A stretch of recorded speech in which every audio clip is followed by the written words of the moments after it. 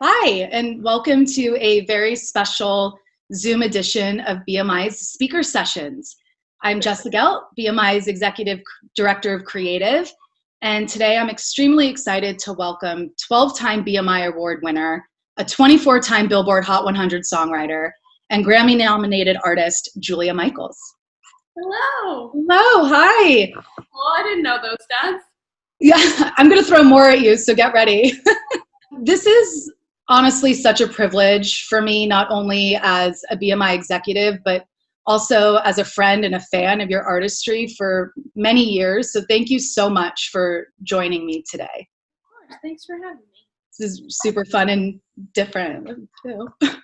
I'm excited to speak with you and to catch up. I mean, 2020 has been an interesting year, to say the least. How are you doing? I find that every day feels the same, but different mentally. Okay.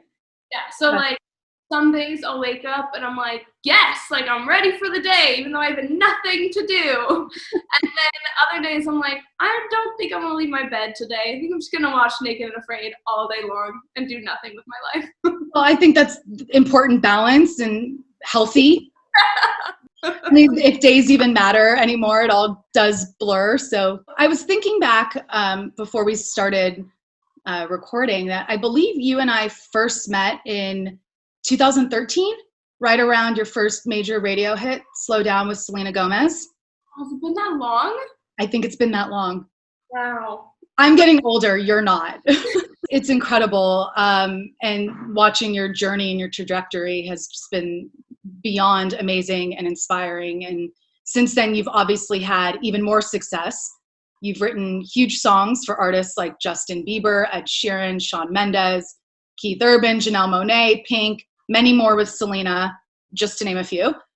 And you've had 36 songs across the Billboard charts, and all before the age of 27. Wow. Told you I'd hit you with some more stats. I get so uncomfortable when people like talk about me and like I don't know why. Just like I'm like it makes me feel so like weirdly uncomfortable. We're done with the stats. We're moving on. So I'd love to chat with you about your creative process and your approach to songwriting. It really honestly just depends on the day and sort of like who I'm with and what I'm doing. If I'm with an artist, a lot of the times we sort of just talk and just sort of, figure out, try to get to like the nitty gritty of like what they're going through. I feel like those are kind of the best ones to start with. Like you can always like, write a fun, silly song and like that kind of thing. But I feel like the best way to get to really know somebody is just to like deep dive, like just right off the bat.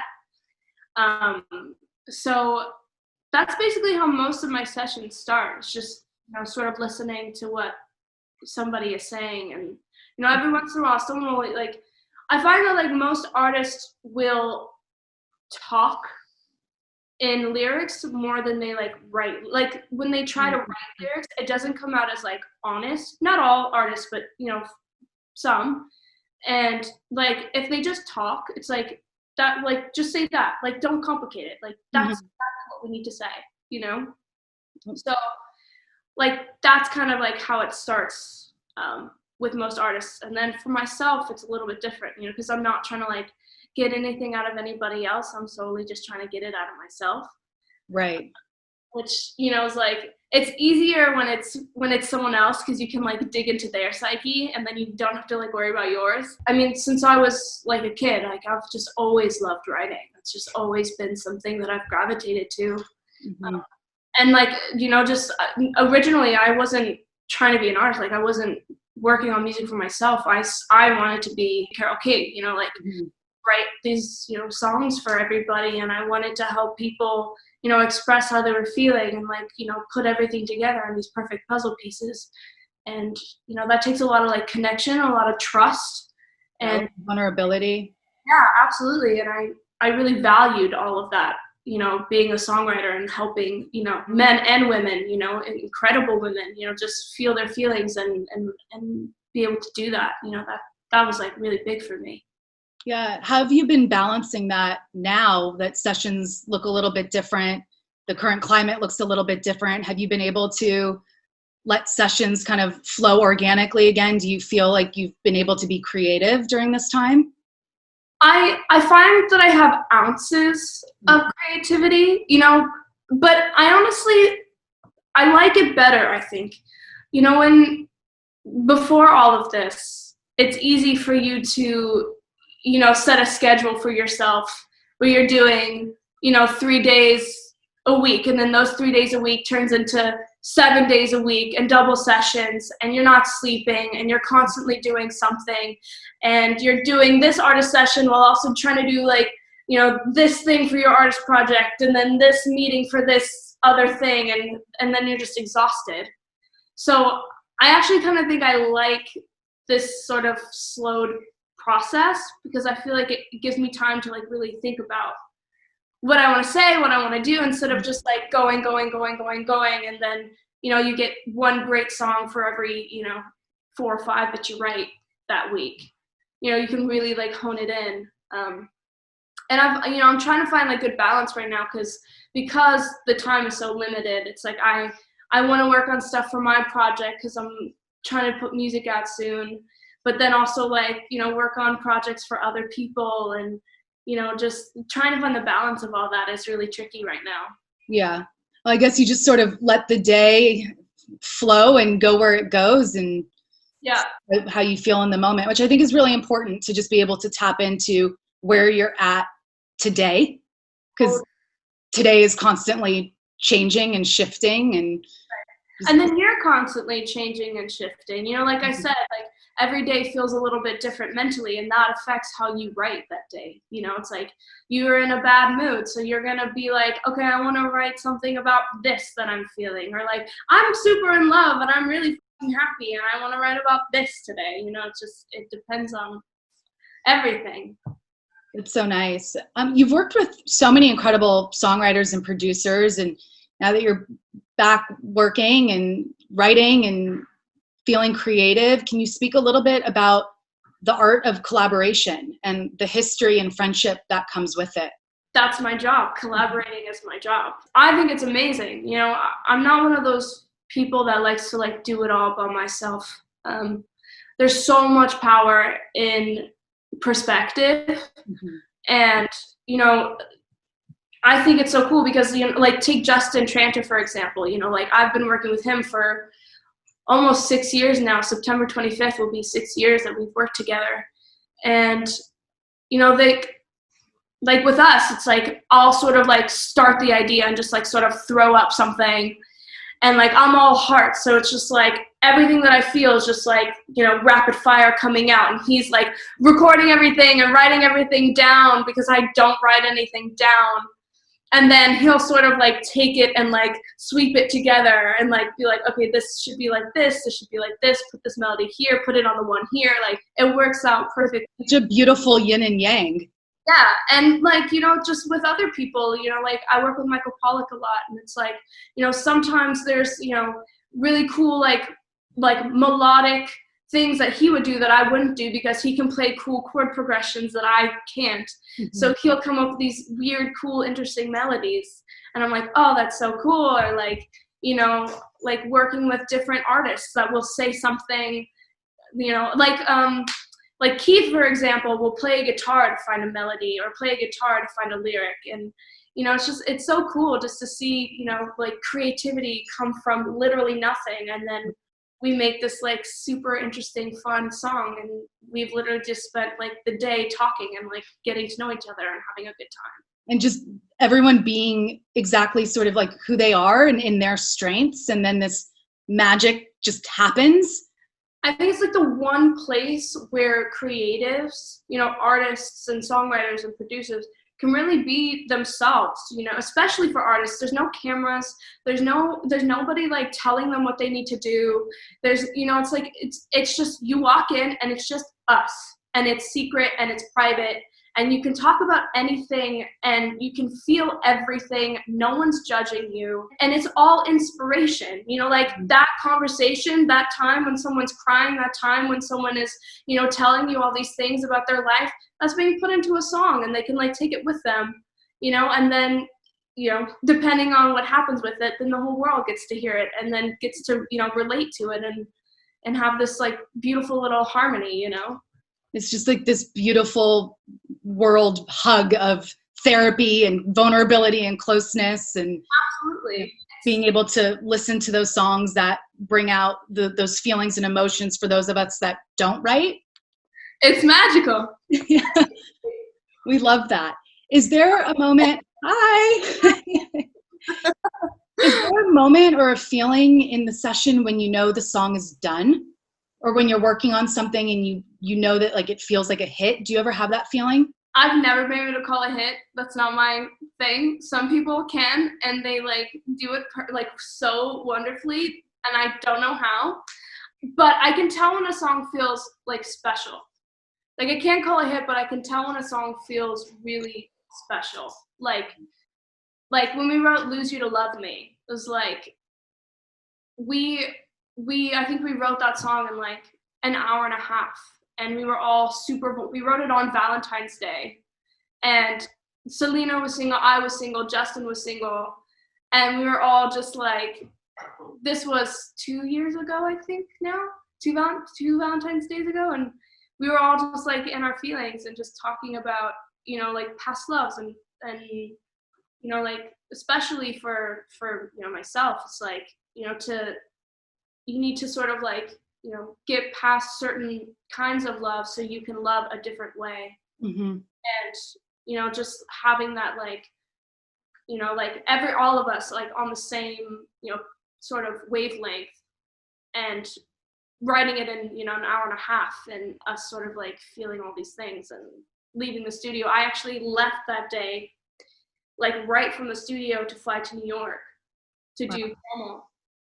So we wrote the song like super quick, and then I left, and it just felt special. Like it just felt really beautiful. I couldn't be like, that's a number one. That's a number one. It seems to always be the ones that people don't think is going to be the number one.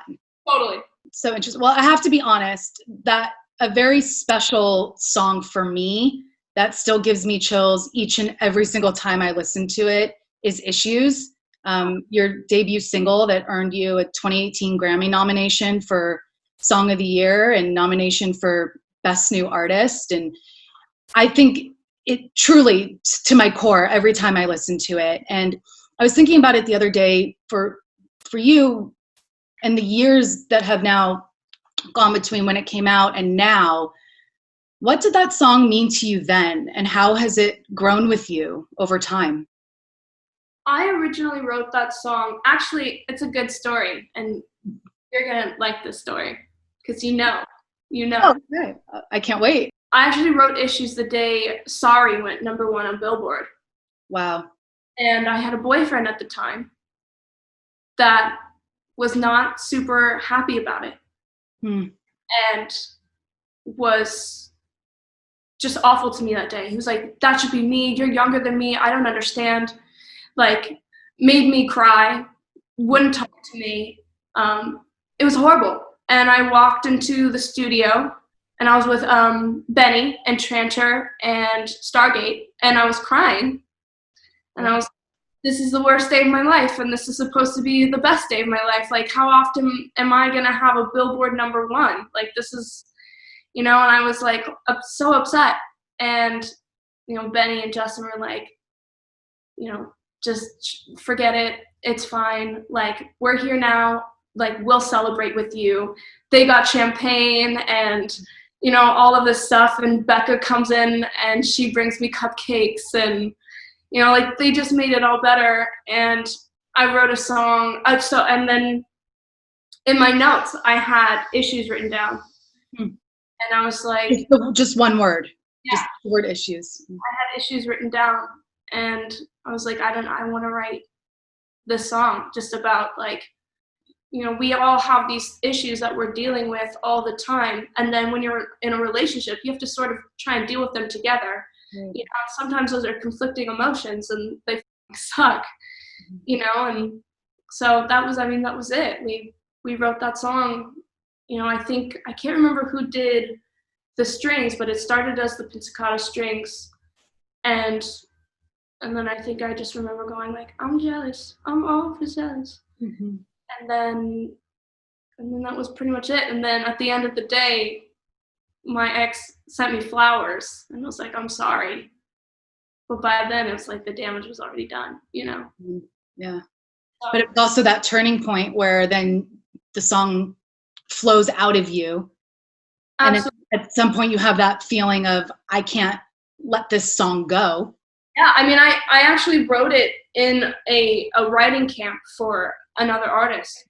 Like, I'm a songwriter. That's my job, you know, that's what I do. And I was never the kind of person to want to like keep a song for myself. That was like the last thing I wanted. But I was working with Haley Steinfeld on her first EP, and I met a bunch of people from Republic Records, and I met Charlie Walk when we were doing that project. And he walked in one day, and because I had done a reference vocal, I think, on one of the demos, so he heard me singing on one of the songs, and he was like, "Who is that?"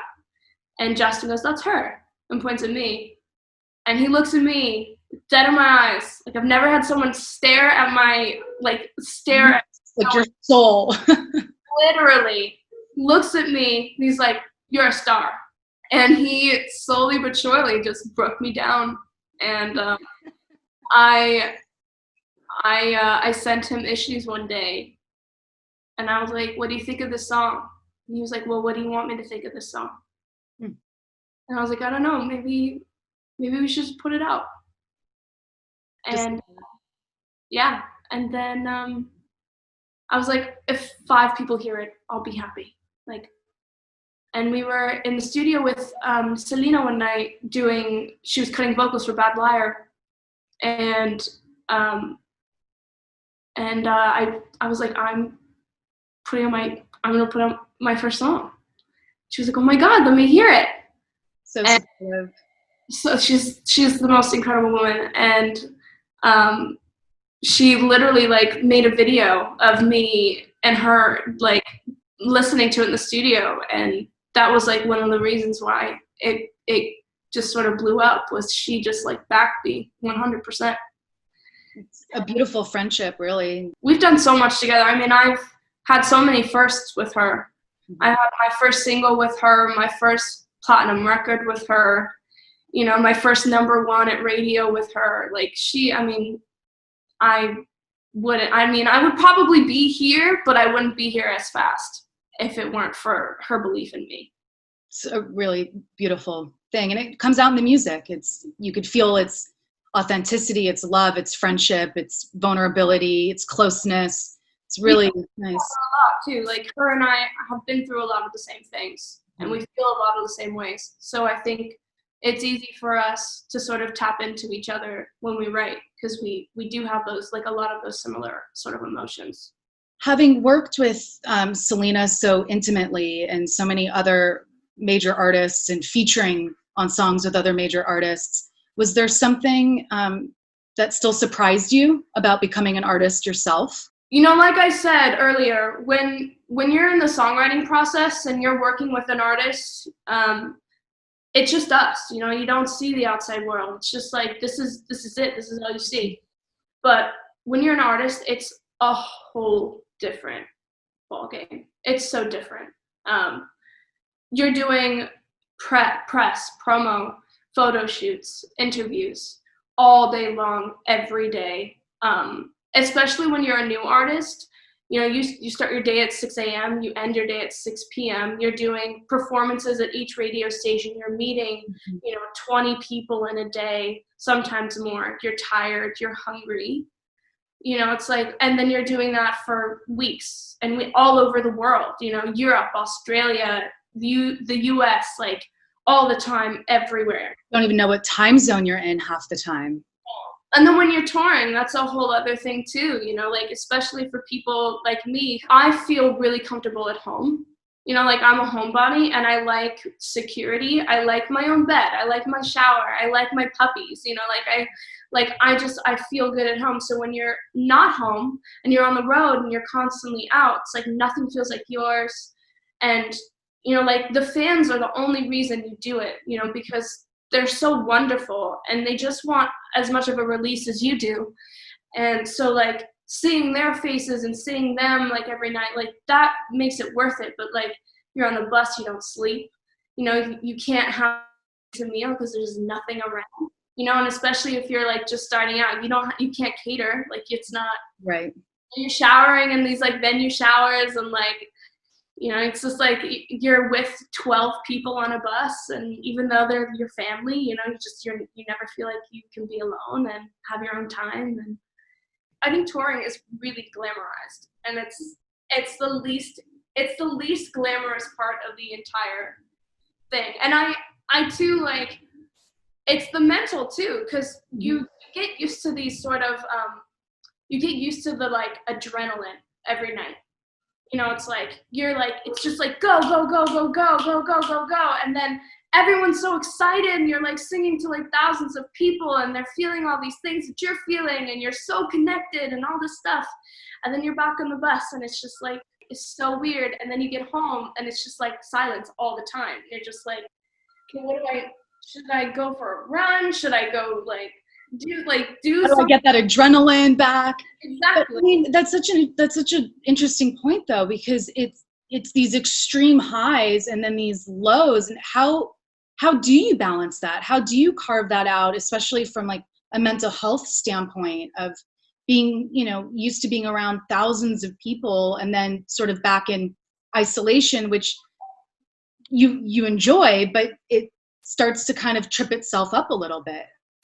It's weird. You get used to the adrenaline. You get used to the sort of, you know, sort of like nightly validation, I guess you could say it. And you get used to just feeling so connected to just everybody, like total strangers that you've never met, like in one room, to just going home and feeling sort of empty and like you can't take it with you. Like there's a lot of like intangibility on tour, you know. It's like you know, I don't know, I try to do the best that I can, you know, like when I'm home for like the first 2 weeks, I don't want to do anything. Right. Like the post-tour like depression is like so real. I just want to like eat a bunch of food and just like aimlessly watch TV and not do anything. And then after that, I start to feel a little useless. So then I start getting back in my like exercise routine because that helps me mentally so much. I start to incorporate my friends back into my life because when I'm home, I'm like, I can't see anybody. I'm exhausted. I need like just time. I need to just spend like 8 hours in my bathtub. You know, just I think like taking things in increments, you know, not overwhelming yourself and not trying to do like a million things at once, because I think that also, you know, like the what now, you know, can be really heavy. So I try to just like, you know, space it out as much as I can. That pattern of once you finally get back into that rhythm in the past, then you're back on the road again. Totally. And I mean, you've toured extensively, and when performing, you're incredibly vulnerable and you're an open book with your fans, which allows for such a beautiful closeness and intimacy that they feel with you. But is there something else you wish people knew about Julia Michaels? Something else? You know, not really. I think I'm really open with everybody, you know, like I'm really open about my anxiety. I'm really open about my depression. I'm really open about, you know, my you know, body issues and, you know, all of that stuff. I think maybe something is like I'm more happy than I let on sometimes. You know, like sometimes I get nervous that my pain is more tangible than my happiness, and that sometimes I feel like I'm more happy than I let on. Like I have like, especially right now, like I'm in love and I'm home, and this is the longest I've been home, which is so nice. And of course, like I have moments when I wake up and I'm really sad and I don't know why. And, you know, I have like a little bit of like a depressive episode, but like for the most part, like I'm really happy and I'm in love and it's nice. It is nice. And I think people do see that, and it's a beautiful thing. And I'm happy for you. And I know everybody else is. I've known you so long. You're glowing, and it's elating, and it's really a beautiful thing. Been a journey. Gotta get through those toads, you know. Boy, do I. In today's climate, yeah, you have to allow yourself to feel all of it. And if happiness is it, then gotta let that flow too. It's a beautiful thing. Happiness is contagious. Agreed. I agree. Knowing that our BMI community is going to be watching, what advice would you give to up and coming songwriters? You know, I say this quite a bit, and like every time I say it, it feels like even more cheesy. But honestly, just I would say literally write what you would want to hear on the radio. Up and coming songwriters feel like they have to, you know, be on trend with things. You know, there's a certain like beat that's popular, or, you know, a certain sort of like, you know, melodic style that's popular. And I feel like when those things become popular, people think that they have to do those things. Chase that. And I've always tried to go against the grain. You know, I've never tried to follow or chase things. I've always tried to be the person that people are chasing. Mm-hmm. So I feel like really just, you know, writing what you want and writing what you feel is gonna help you more in the long run, rather than trying to go after a trend, because by the time you write that song, that trend is gone. Would you say the same for a new artist trying to break through as well? Absolutely. Absolutely. Yeah. If you're doing, you know, some sort of popular beat, again, you know, like you make that whole album, and then by the time you've made that album, and by the time you release it, because there's, you know, X amount of days that you have to set that album up in order to put it out. It's like by that time, that trend is gone, and then, you know, your album gets, you know, trash because your label doesn't want to put it out because it doesn't sound like everything else. Right. It's so interesting. Yeah, it's like you almost have to not even anticipate what you think radio is going to do in 6 months. You just have to anticipate what you want to do in 6 months. Finally, is there anything else you've learned throughout your experience that you would tell a young Julia? If I had the opportunity to like go back and give younger me advice, like I don't know if I would want to, because I feel like every mistake I've made has led to something. JP and I were watching Undercover Boss the other day, and this woman that runs a company, she said, fail forward. And I thought that was like a really interesting like motto, you know, when you're failing forward, it's like all those mistakes sort of lead to something bigger and better and more interesting. So I don't know, like every wolf I've sort of tackled with Becca, every, you know, like, you know, no I've ever gotten, every, you know, like all of those things add up to something that made me want to work harder. Like when I left, well, Becca left, and I was like, I'm not staying here without her. Like, I'm not doing that. So we like had to make a whole thing so that I could leave with her. And who runs it was like, good luck, ladies. And we were like, okay, challenge accepted. And then we got nominated for, you know, 2 Grammys, and all of those things, you know, just like fuel me. So I don't know. I don't know if I would tell myself anything. No, I love that. Being able to sort of no regrets and not continue to stay in the past or too far in the future, but just exactly where you are and accepting that. I think that's a beautiful thing. I really can't thank you enough for sharing your time with us today and giving us a little insight into your world. And I want to thank everyone watching the conversation. I know all of this has been invaluable. Julia, the number of incredible songs you've written is honestly staggering. And as we've seen with some of your most recent releases, like If the World Was Ending with JP Saxe, your songs continue to inspire us, give us hope, and move us beyond words. Thank you so much. Thank you. Aww. Tears. This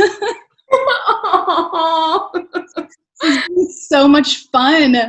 It's been so great. There's so many more things I would ask you, but I don't want to take all your time. I know you're also maybe working on a new album. I don't know if you can tease anything or share anything.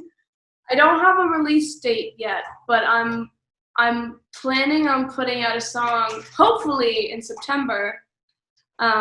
It's gonna be my first single. I'm horrified. Now, a lot of this new album is gonna be pretty heavily focused on like being in love and just, you know, reworking my brain to accept love. Mm-hmm. So yeah. So excited. I can't wait. September. Yeah. It's around the corner already. I'll send it to you just because I love you. Thank you. Yeah. I love you. I can't wait to hear it. I realize I'm still recording, so I'm gonna end recording. Okay. Oh yeah, me too. Make sure I don't delete anything.